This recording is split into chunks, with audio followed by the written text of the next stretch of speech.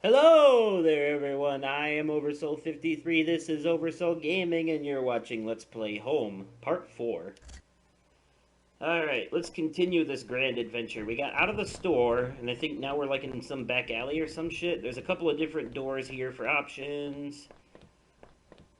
Man, wow, there are a lot of doors here for options. Or do all of those just lead into the woods? Well, might as well start with the closest one to where we came from, I guess.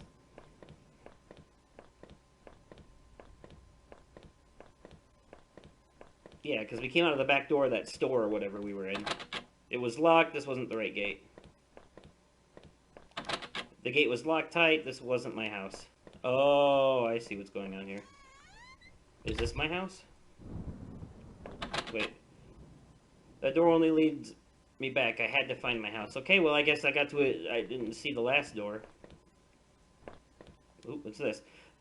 The neighborhood's local post box. A letter was sticking out as if someone hadn't pushed it all the way in. I knew it wasn't right, but did I look at the letter? Yeah, let's be nosy. I'm usually against this, but let's do it. There was no return address, but the envelope was addressed to Norman. Carefully, I tore it open and looked at the letter inside. It read, "Stay away. She's mine." That was it. No signature, no other information. Interesting.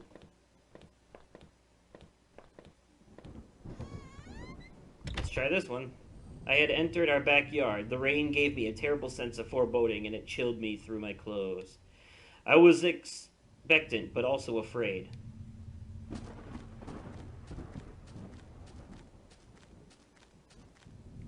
I held my breath as I approached our back door. I was terrified to step inside. Really?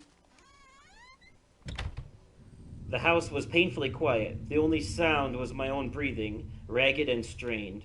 I flicked the light switch by the door. The power was off. Oh boy. I remembered having breakfast here on this very table. Was that yesterday or sometime before?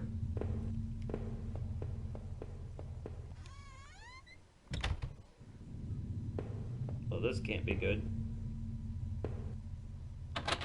The door to the basement was locked. Where had I put the damned key? Oop. There was a small pile of mail on the floor in front of the mail slot. How long had I been away? Why hadn't Rachel picked this up? Most of the contents were bills. There was a credit card bill there. Did I open it?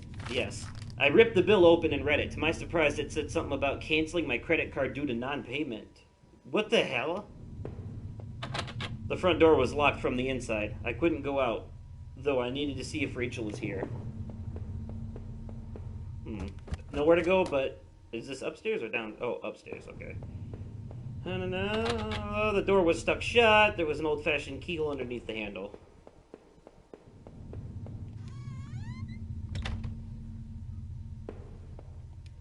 I had found the last missing piece from my wallet. The old photo of Rachel and I stared back at me, reminding me of better times. It didn't make me feel terribly comfortable. Did I keep it anyway? Yes. I replaced the photo in my wallet, feeling like I had got part of my life back. Still, the image made me uneasy. Why had I thrown it away? Okay. Our television, I had purchased it before I knew I was going to lose my job. I felt pretty guilty about it afterward, but by then it was too late. Okay. Upstairs again. I think I might be close to the end. This might be a very short episode, but at least we'll finally finish this. Let's see about this shattered mirror, huh? Our hallway mirror had been smashed, its pieces scattered around the floor.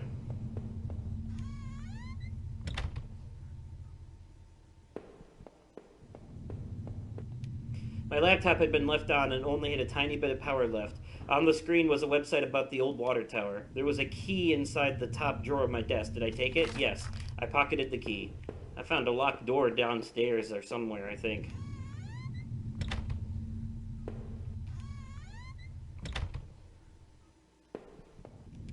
Our sink, which needed to be replaced. One of the taps always stuck, but I hadn't got around to fixing it yet. We were lucky enough to get a house with one of those wonderful old claw-footed bathtubs. Interesting.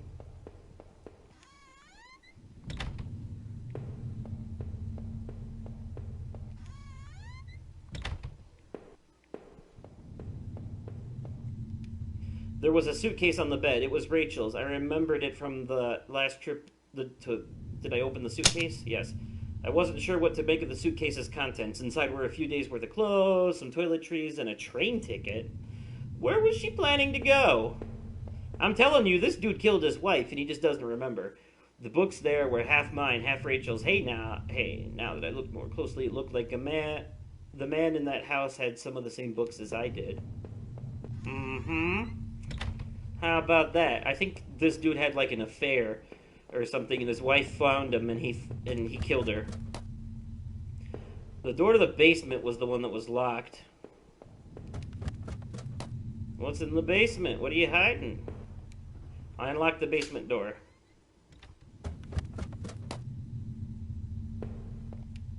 There were old Christmas decorations in the box. The garbage bags were stuffed with old paint cans and supplies. Dirty old key here. Did I take the key? I took the small key and tried to remember what it unlocked. Oh, there was a door that it took an old key. Old clothes, blah, blah, blah. I had put up this divider wall last summer so I could go to separate. I hadn't finished it yet, so the door was stuck, and the drywall was poorly installed. I might have been able to break through it if I found something heavy enough. Okay. Didn't I have something heavy enough, though? Was it this door? The Grammy key? Okay. It looked like the room had been tossed around. The furniture was a mess. Did somebody break in here? There was an old crowbar on the floor. Yes, take the crowbar. I can use that to break down the drywall. Oh man, we're getting close. Something going on. I can feel it in my giblets.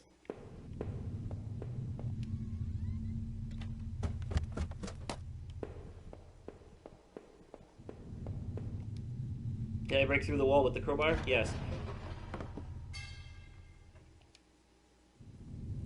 As I stepped through the broken wall, my breath caught in my throat. What was it? Was Rachel down there? Was she okay?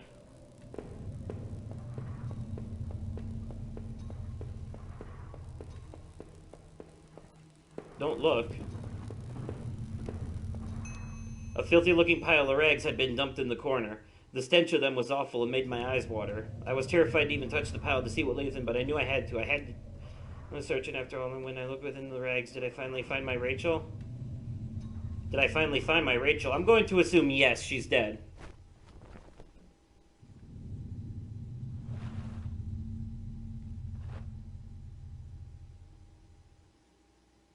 Oh no. My hands trembled as I pulled back the layers of cloth.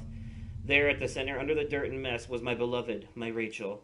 Her arms were bruised all over and slashed repeatedly. Her clothes were ripped and torn, and even through all that sickening blood, it was obvious she had been stabbed to death. The knife I had carried all this way suddenly seemed like a poison. What had happened, Rachel? Who did this to you? I thought about all I had seen, and wondered if any of it could help me figure out who had done this. And when I couldn't stay there any longer, I stepped away on shaky legs and made my way back upstairs.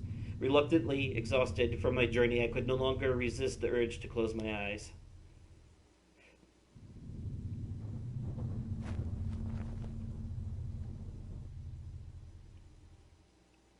Oh, okay, now he's awake.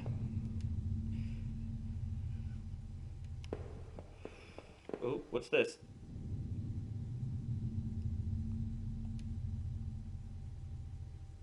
Sleepwalking. Oh! Yes. I must have been the one to lose my wallet and its contents, but what does that mean? That means you killed her! You just don't remember. I'm telling you, that's what happened.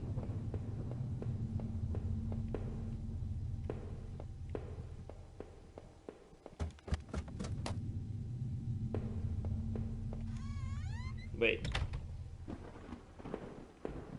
Wait, what's this? Take it from the post box.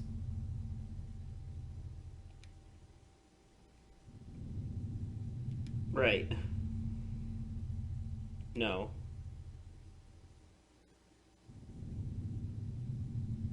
Yep. These are all good questions. Good questions.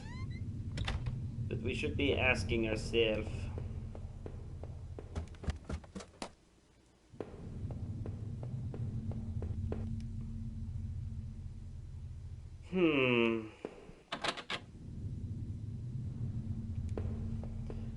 Answers. Alright, so gotta look through the house, look at more stuff to find these answers. Think.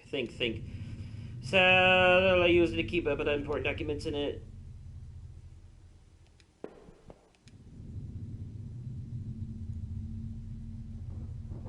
Right, okay.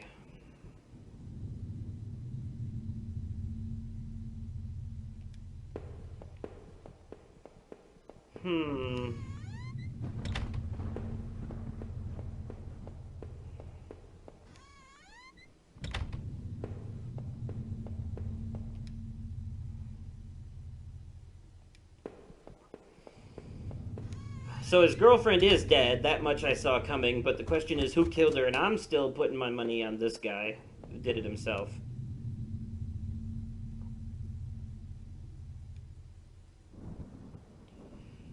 Huh. Felt empty and drained. The reflection in that grimy glass was only a shadow, a whisper. I still loved the old-time charm of that claw-footed bathtub, though it seemed like cold comfort then. Come on, I gotta find something important.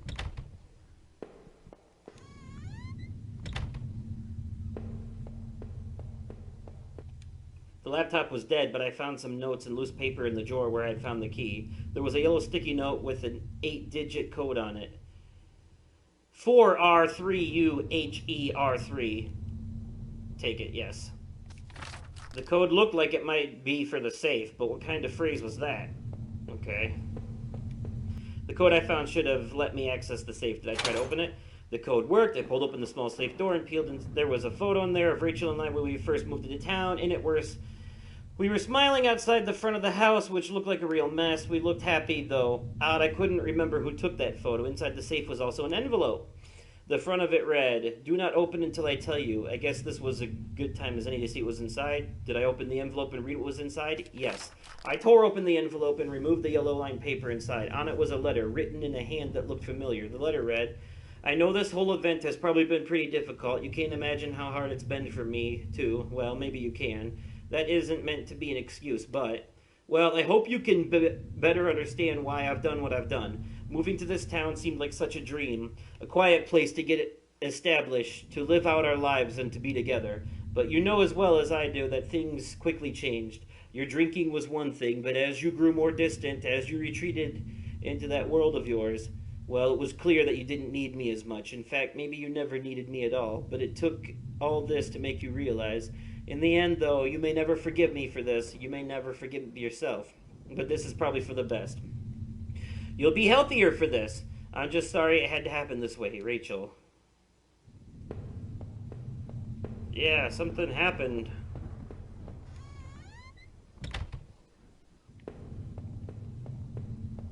But unfortunately, I have to stop here. With this game, I'm limited to 15-minute Let's Play. So hopefully in the next episode, we'll finally figure out we might actually see the ending. But anyways, thank you once again so much for watching. I am Oversoul53. This is Oversoul Gaming. You've been fantastic. And until next time, I'll catch ya on the flip side. Okay, bye-bye.